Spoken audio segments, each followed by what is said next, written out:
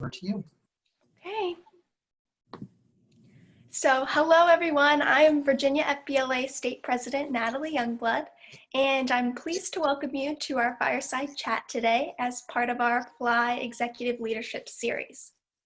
I see some of you are, and I hope the rest of you are wearing your business attire or uniform for Dress for Success Selfie Day. Remember, you should snap a picture, post to Twitter, Facebook, or Instagram, and tag Virginia FBLA for a chance to win some prizes. I thank the many individuals and organizations that support Virginia FBLA by sponsoring our activities and programs, including the Virginia FBLA-PBL Foundation and Factor 110. During today's session, you can use the chat feature to comment and ask questions that will be addressed at the end of the presentation. So before we start our conversation, we want to find out who is joining us today.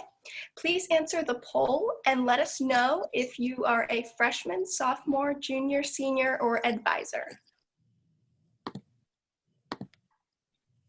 So you should see that poll now.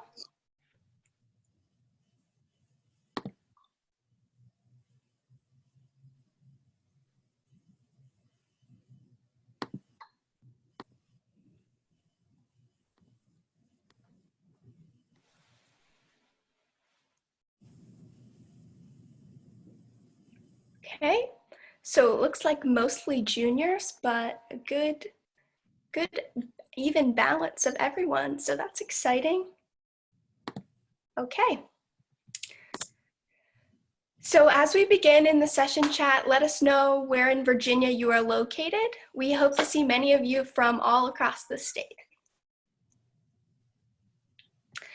Prior to joining Future Business Leaders of America, Phi Beta Lambda, so FBLA-PBL, as the president and CEO, our guest today served as the CEO of the Council for Exceptional Children. His prior association positions include Executive Director, Chief Operating Officer, Chief Marketing Officer, Director of Political Affairs, and Membership Director. His experience includes managing financial, human resource, and strategic planning programs, as well as membership, marketing, government public affairs, and conference development. In addition to earning a Bachelor of Arts degree in Political Science from the University of Lynchburg in Lynchburg, Virginia, he earned a Master of Science degree in Organizational Effectiveness and a Master of Business Administration degree from Marymount University in Arlington, Virginia. I'm so pleased and excited to welcome our President and CEO, who is joining us live from the FBLA-PBL National Center in Reston, Virginia, Mr. Alex Graham. Thank you, Mr. Graham, for joining us today. Thank you for having me, Natalie. We are all very excited. So, Mr. Graham, please share with us a little about yourself and what led you to FBLA. Well, you actually did such a good job with my bio, so I don't have a lot to add to that, except I guess one of the things that I had hoped to share with you in person when you all would have met at your state leadership conference here in Reston, Virginia, just the fact that I am a Virginia resident, and I spent most of my formative years in Virginia. I went to elementary, middle school, high school, and college, as well as my graduate schools here in Virginia. So I have to say I'm a little biased. I think Virginia is a phenomenal place, and certainly our education system, well, it worked for me, let's put it that way. So, and I'm sure it's working for all of you. So, but my background is in association management, which is not something that comes to mind for most people. However, in the greater Washington, D.C. area, it is the third largest employer. Many people don't realize that organizations like FBLA, which are nonprofit, trade, professional, and other types of associations, are a pretty big employer around here. So when I got out of college back in ancient times in the late 1980s, I had a degree in political science, and I went to work for the Direct Marketing Association, which for those of you that ever get bored and you're flipping through your cable TV and you start to see the Home Shopping Network and all those products that are being sold to you directly, that's what direct marketing is. If you've ever opened your mailbox and you pulled out ads and catalogs, that's also direct marketing.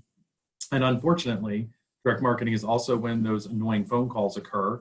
So many people have gotten rid of their landlines these days, you don't see it much anymore, but telemarketing is part of all that. And I was very fortunate out of my undergraduate degree in political science to actually go work in legislative affairs, which is also known as lobbying.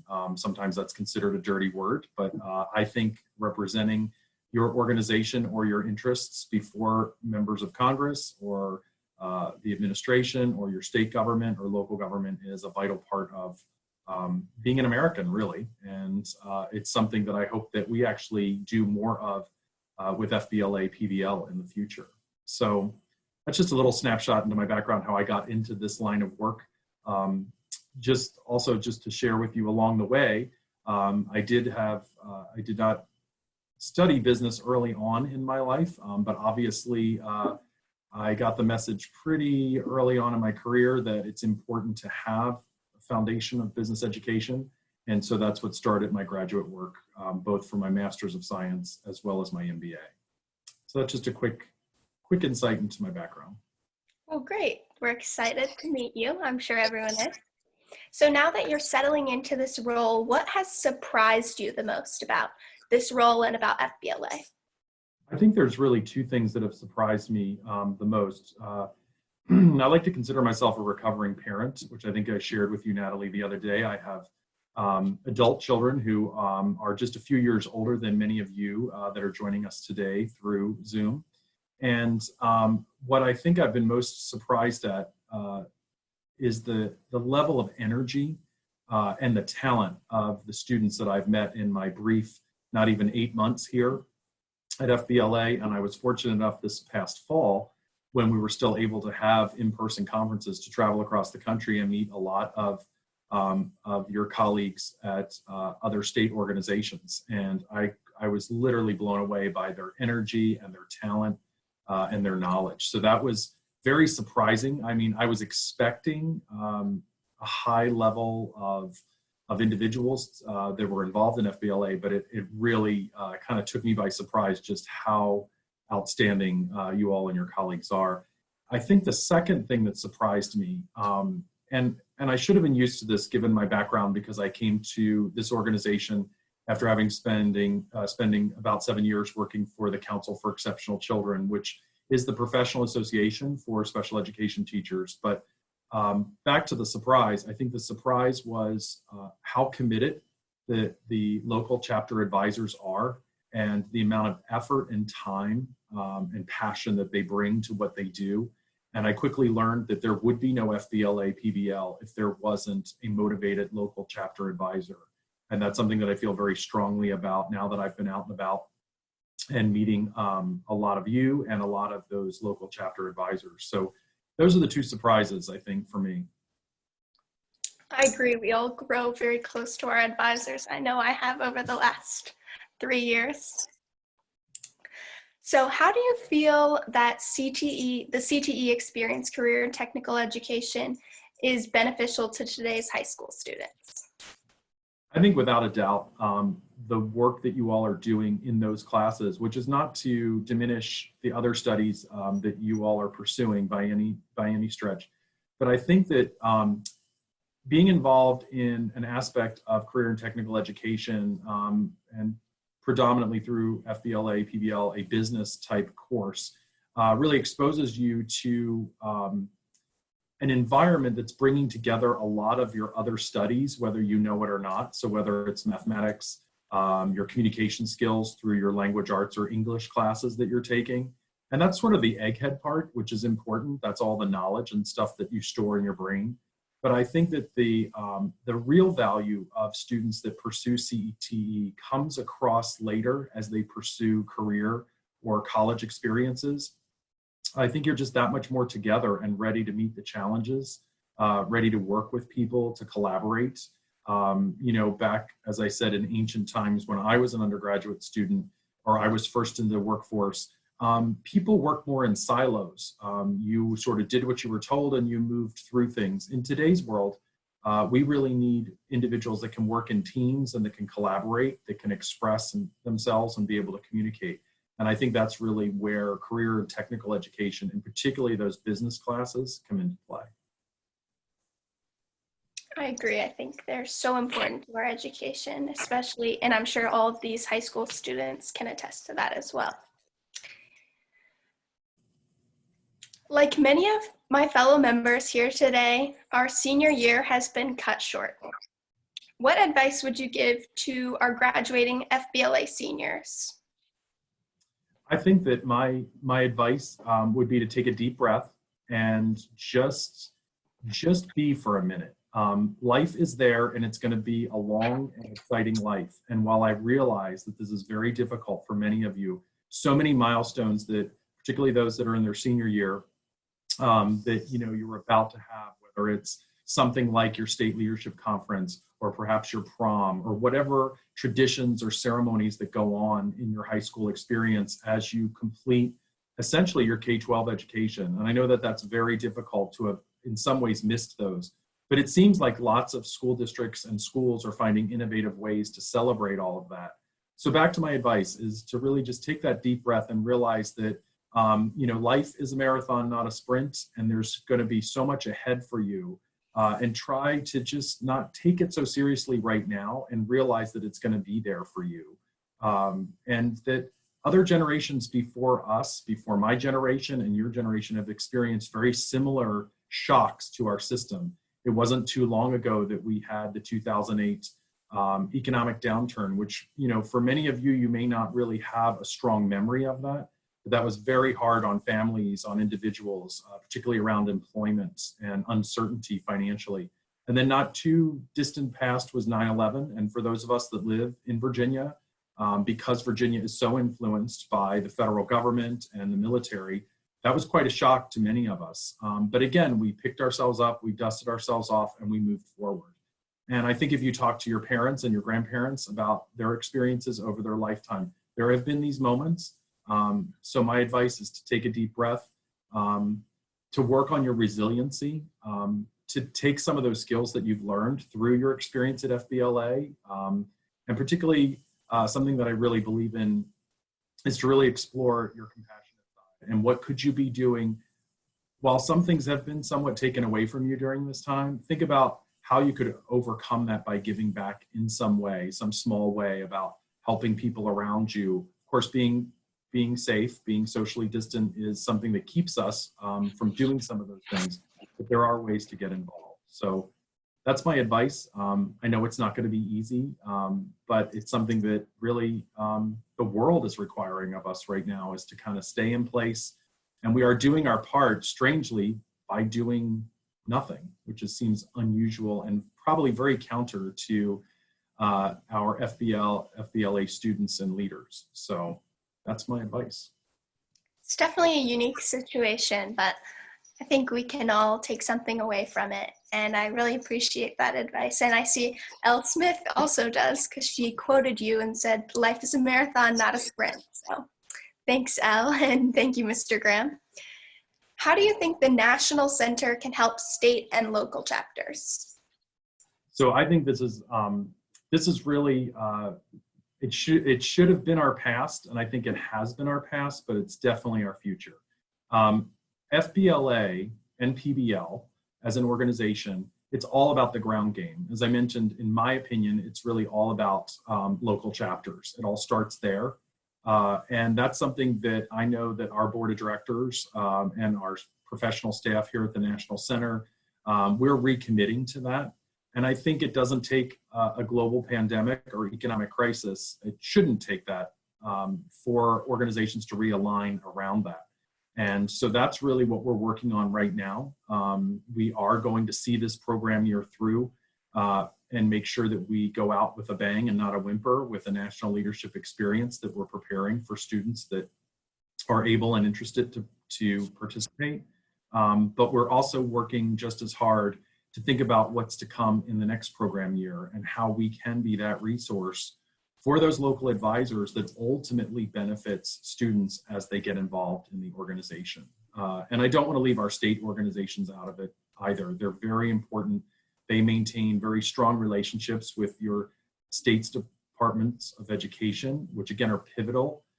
Where we are successful as an organization at the local and state level is where there's a great relationship with the state FBLA and the State Department of Education.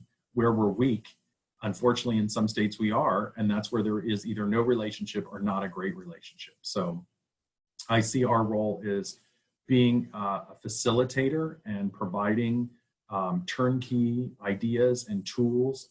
We're about to launch over the next 30 days. We'll be launching a new tool for our state and local advisors, and it's powered by a product called Higher Logic, which will be an encompassing or comprehensive tool that our leaders will be able to use to access those resources that I mentioned, such as chapter action kits.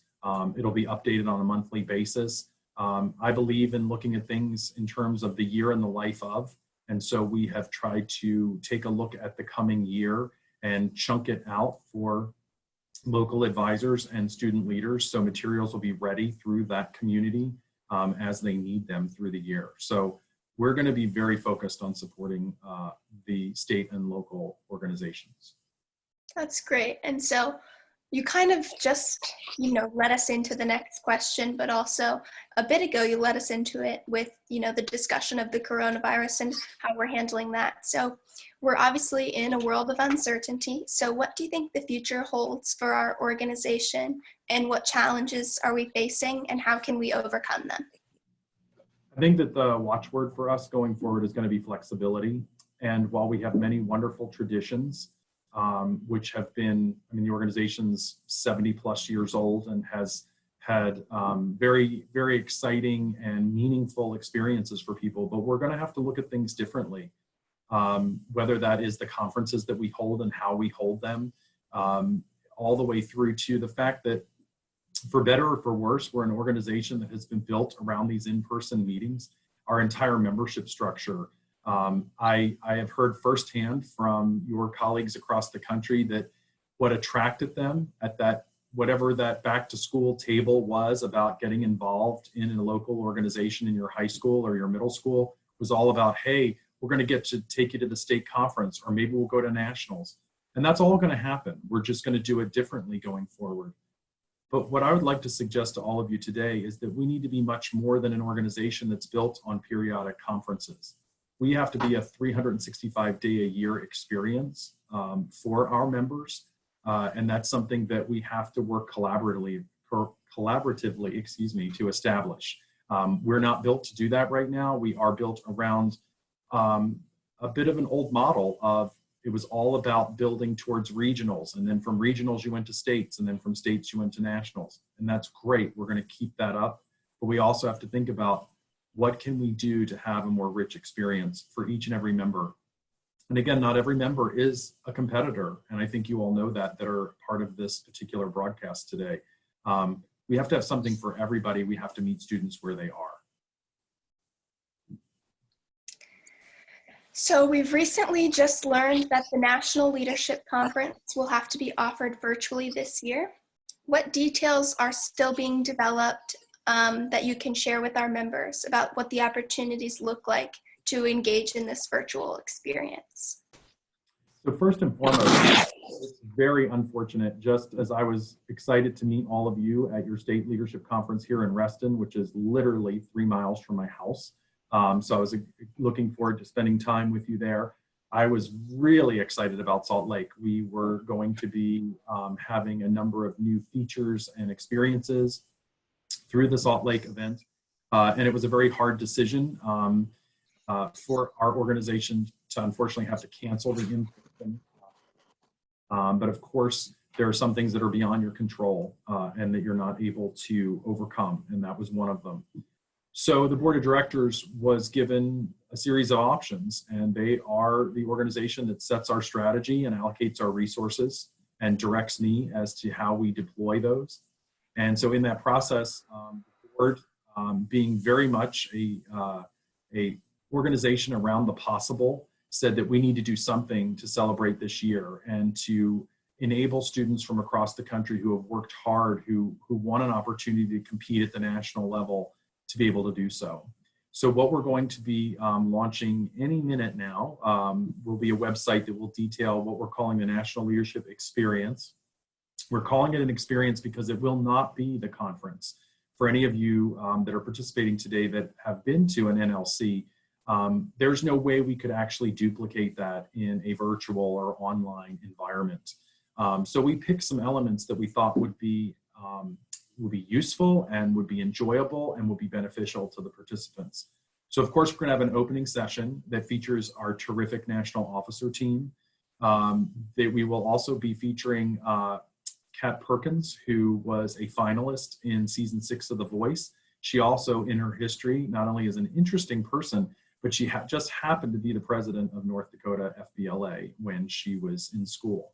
So she's a multi-talented person that gets all of you and has dedicated her career not only to her music, but also to inspiring young people. So I think that's going to be fun, and she is an alumni. Meanwhile, we're going to be doing 2 events, really. The National Leadership Experience will be held both for PBL, for our friends in colleges and universities, but also for our members who are in high school and middle school. They will be separate events. They'll have a distinct experience. There'll be the opening session. We will be conducting competitive events, but we are opening up some of the competitive events, particularly around objective tests. So I encourage you all, once the website is up and fully functioning, to take a look and hunt around and see what's of interest to you. For those states that were able to qualify competitors, it will be following a similar process to what we've done in the live event. So we'll be having competitive events. That'll be drawn out over a period of time, though. It's not going to be the usual crush of that 3 or 4 day period. For those of you that went to San Antonio last year, I was actually a guest. I got to be a fly on the wall before I started on staff here. So it was fun to watch the mayhem that ensued at the National Leadership Conference. It'll be a little more subdued because we'll be doing this online, but still very meaningful. Some of the details yet to be finalized. We're going to be working on leadership content. So there will be what we hope are fun and engaging sessions for our members to participate in that register for the event. And then, of course, we'll have a closing celebration to make sure that we recognize those individuals and also a newly elected national officer team, because all the while we will continue with our national elections for the national officers. So that'll be going on. The other thing that we've added is there will be a special, we're going to be moving, unfortunately, we can't get Tomorrow's Business Leader, our magazine, to all of you because it's currently distributed through your school site. So that'll be moving to an online edition. The spring edition will be out shortly. And then there'll be a special edition where we'll recognize all the competitors, the top 10 winners from each category will be recognized, as well as other individuals for their leadership role that they've played. So it'll be interesting to see how this all unfolds. It's new territory for us. And we are working as hard as we can to pull it all together. I have to say we've been very lucky because our state leaders have been incredibly supportive through this process. And also, as they have conducted events like the one we're participating in right now, we're able to learn from that process. So I've been a judge for Florida FBLA remotely. I've been a judge for North Dakota FBLA. Most recently, I assisted Nebraska as they interviewed their state officer candidates, which was a great experience for me. So the states that have gone first to try to stand up online conferences, we've learned a ton from, and we'll be, quite frankly, cherry picking some of the really good ideas to bring to a national stage. So that's what the NLE, or National Leadership Experience, should look like. Well, that's very exciting. I know that you're new to the position and this circumstance is quite unique currently, but how do you plan, or what do you see as your FBLA-PBL legacy? How do you perceive that now? Well, whenever you bring up legacy, it makes me think you're trying to get rid of me, Natalie. I'm just kidding. So I feel like I just got here, although it's been quite a year.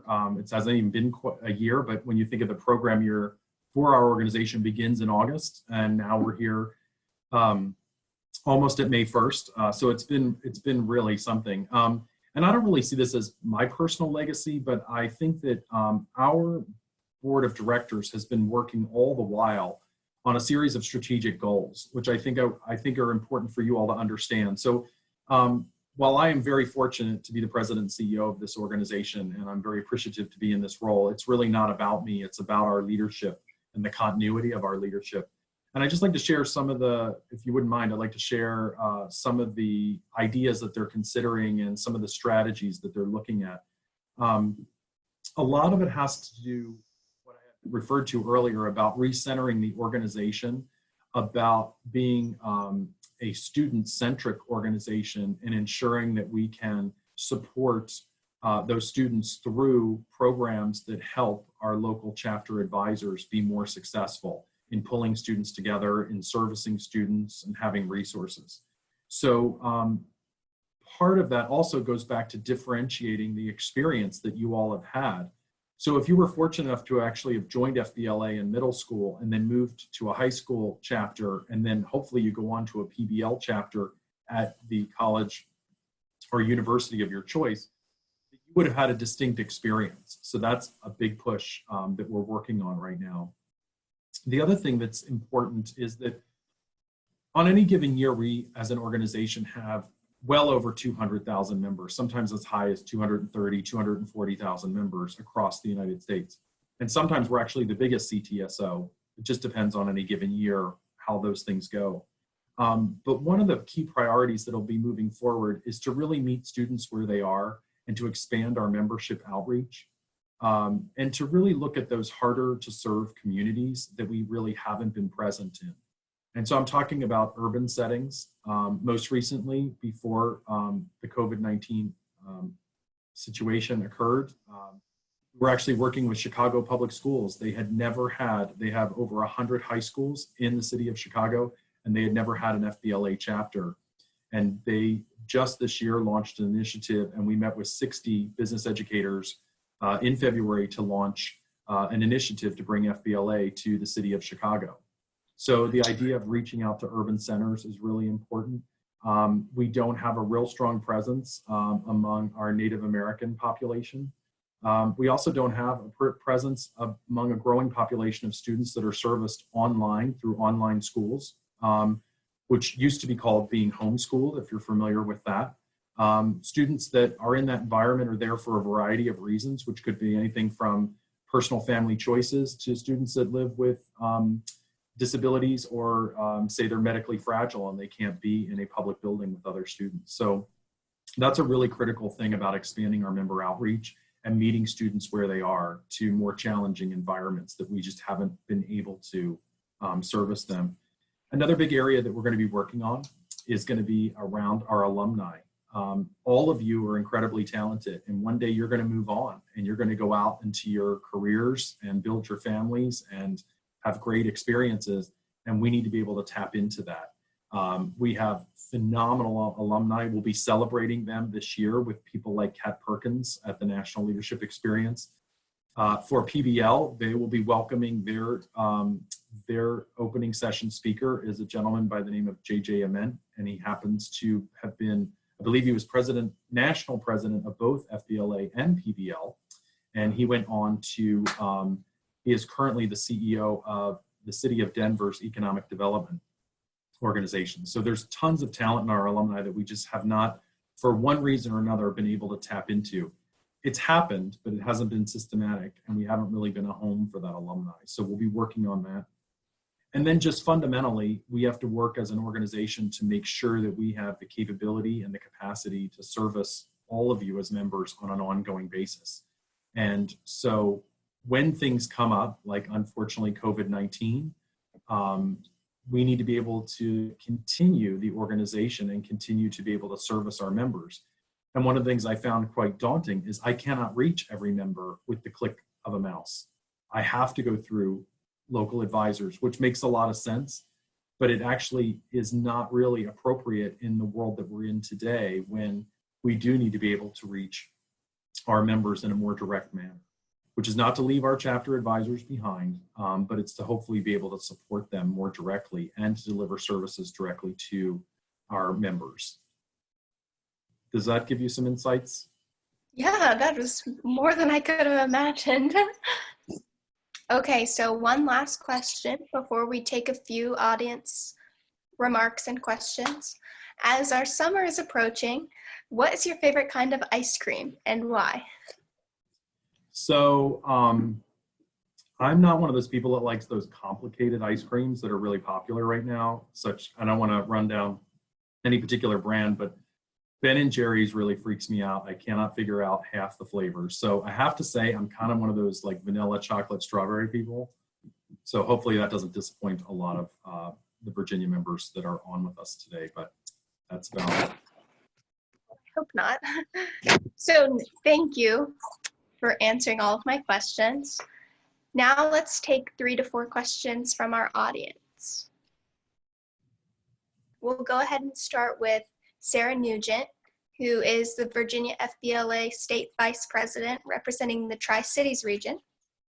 She asks, do you have a plan about how to get FBLA into middle schools without business programs?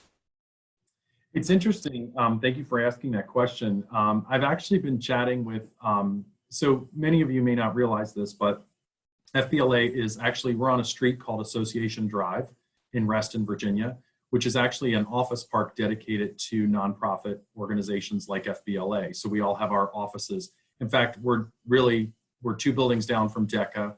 We're 1 building down from FCCLA, if you all have that program in your schools as well. But if you go 2 buildings over, it's actually the National Association for Math Teachers. And what could be kind of interesting, although there's some challenges with the way Virginia is structured, but one of the conversations that I've had with their CEO is, where we don't have a business educator, would a math teacher be interested in fielding an FBLA chapter?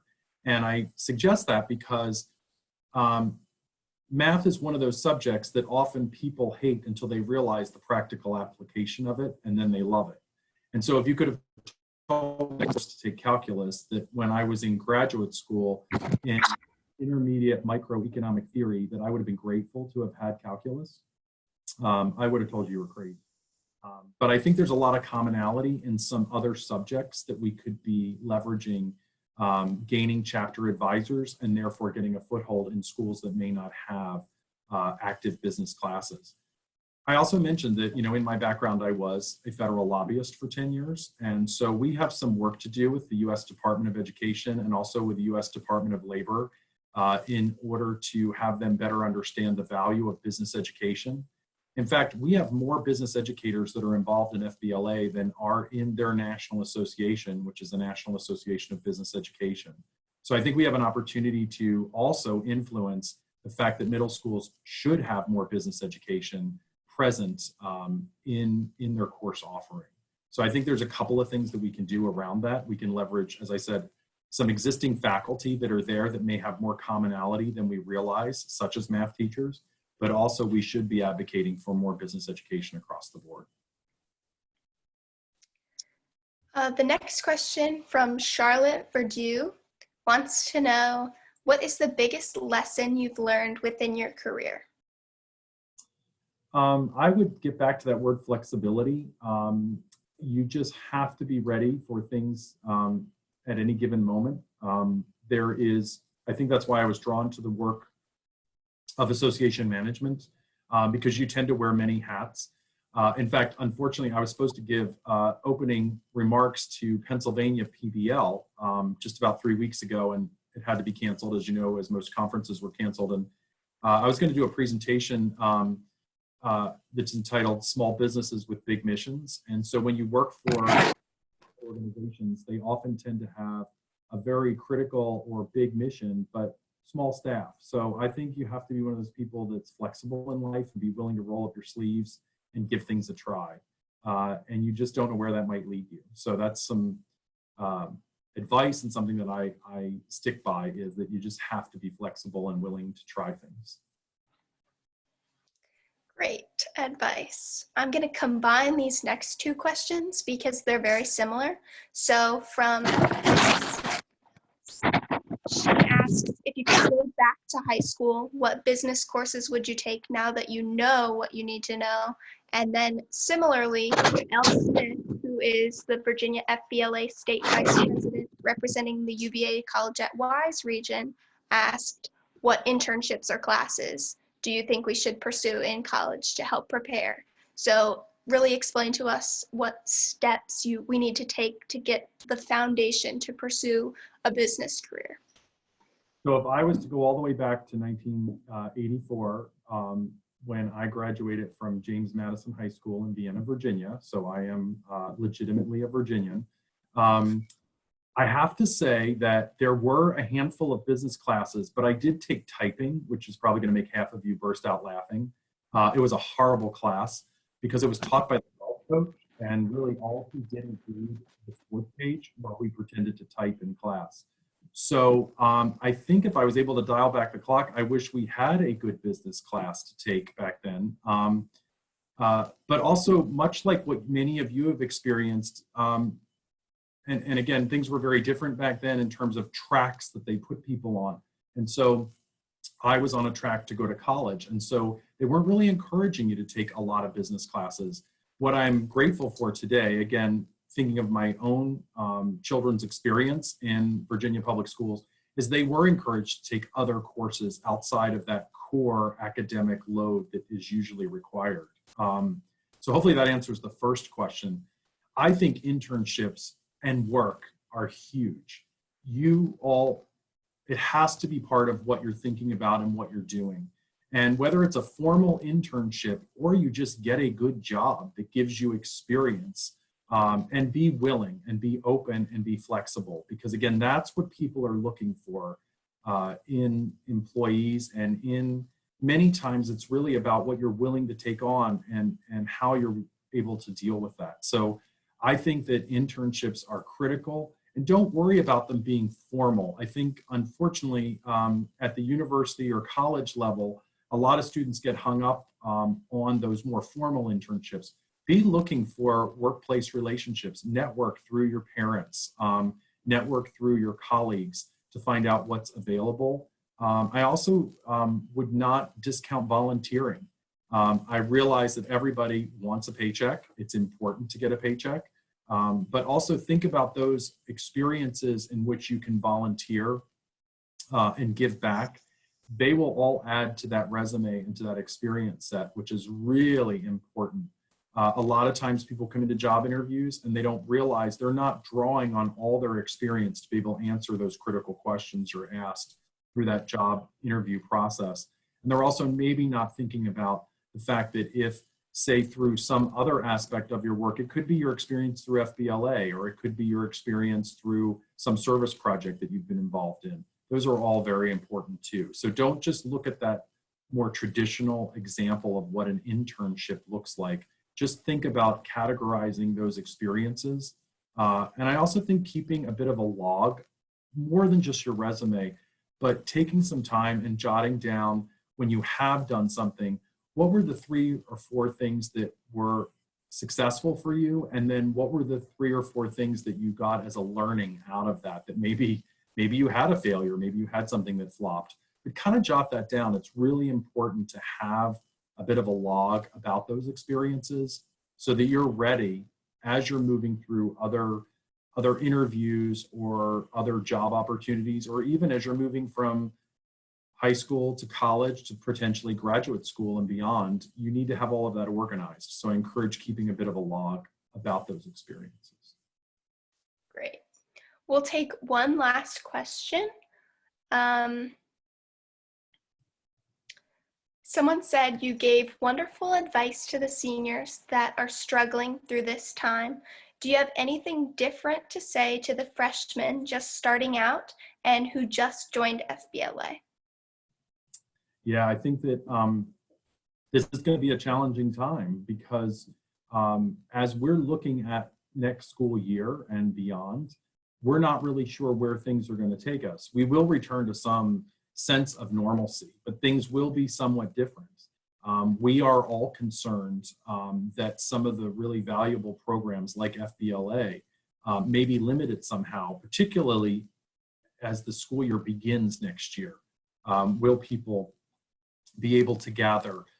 Will school districts and their leadership and the State Department of Education feel that given the way the school year is ending, will they have to do any kind of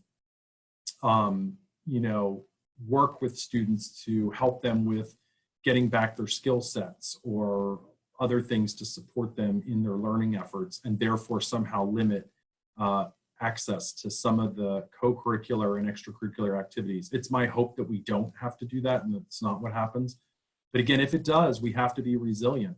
We being the National Center and our state organizations have to work together to be able to deliver to all of you the FBLA experience, however we're able to do that. So I would just say to the freshmen and sophomores, yes, it may be different than what you got a glimpse of the first part of this year, but we're going to make sure that it's no less impactful and certainly enjoyable for you. So have a heart. Also, tell us, let us know. Communicate through your advisors, communicate directly through to us at the National Center, ideas that you have. We don't hear enough from all of you, so I do encourage you to reach out to us. If you think something could be done differently, or if you have a concern about something, let us know, because that's where the innovation is going to occur. It's not going to come from just some office in Reston, Virginia. It's going to come really from our chapters, and we want to hear from you. Okay, well, thank you everyone for your questions, and thank you, Mr. Graham, for joining us today. We're looking forward to working with you in the future. A recording of this session will be available on our Virginia FBLA YouTube channel. Thank you everyone for participating in this conversation, and don't miss the next session in our Foundation Leadership Institute Executive Leadership Series entitled How to Interview and Win the Job. It's tomorrow at 3 p.m. We look forward to creating a world of opportunity.